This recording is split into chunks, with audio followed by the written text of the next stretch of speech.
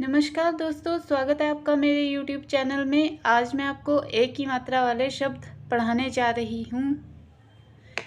एक की मात्रा को किसी भी अक्षर के ऊपर लगाया जाता है, जैसे केक। केक ऐसा खाद्य पदार्थ जिसे किसी के जन्मदिन या खुशी के मौके पर काटा जाता है।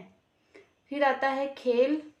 खेल के माध्यम से हमारे अंदर अनुशासन, धैर्य तथा ईमानदारी की भावना जागृत होती है। उदाहरण के लिए क्रिकेट, चेस, वॉलीबॉल आदि। उसके बाद आता है खेत, अर्थात जमीन और क्षेत्र जिस पर फसल का उत्पादन किया जाता है। फिर आता है सेब। सेब एक फल है जो मनुष्य के स्वास्थ्य के लिए लाभदायक होता है। उसके बाद आता है घेर। घेर का अर्थ होता है चारों ओर से घिरा हुआ। उदाहरण के लिए सेना द्वारा किसी ऐसी जगह को घेरा जाना जहां किसी को आने जाने की अनुमति ना हो। फिर आता है देर, अर्थात विलंब होना, जैसे रोहित को स्कूल जाने में देर हो गई। उसके बाद आता है बेर। बेर एक ऐसा फल होता है जो खाने में मीठा तथा खट्टा भी होता है। फिर आता है रेल। इसे लौह पथ गामिनी कहा जाता है। रेल की सहायता से यात्री तथा सामान को एक स्थान से दूसरे स्थान पर पहुंचाया जाता है। फिर आता है रेत। यह मुख्य तौर पर नदी, समुद्र तथा रेगिस्तान में पाई जाती है। फिर आता है मेघ।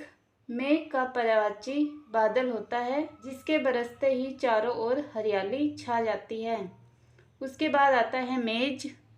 मेज लकड़ी का बना होता है जिसका इस्तेमाल हम विभिन्न कार्य के लिए करते हैं, जैसे पढ़ाई करना, खाना खाना इत्यादि। फिर आता है तेल। तेल का इस्तेमाल हम बहुत से कार्य के लिए करते हैं, जैसे कि भोजन बनाने के लिए, बालों में लगाने के लिए इत्यादि।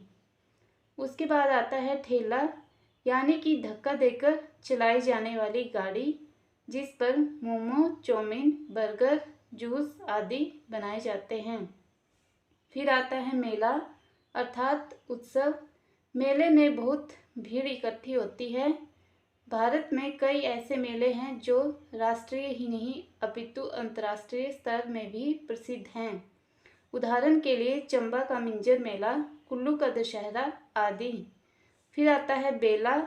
बेला एक फूल की प्रजाति है जो सफ़ेद रंग का होता है। उसके बाद आता है सेना, जो देश की रक्षा के लिए सदैव तैयार रहती है, वो चाहे थल सेना हो, जल सेना हो या वायु सेना हो। फिर आता है बेटा, अर्थात पुत्र या सूत। उसके बाद आता है पेटी। यह लकड़ी की बनी होती है जिसमें कि हम कपड़े तथा अन्य चीज़ें रख सकते हैं।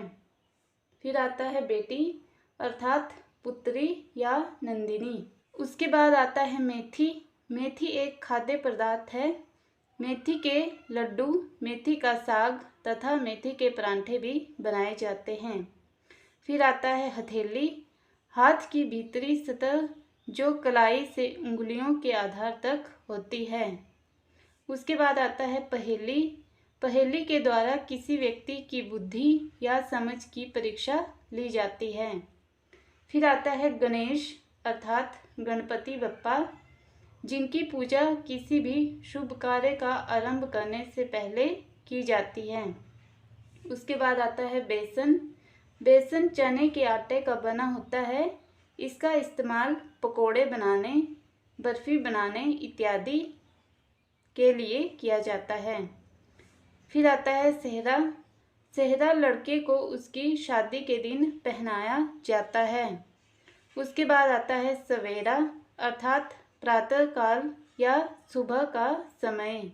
आशा करती हूँ कि आपको मेरी ये वीडियो अच्छी लगी होगी।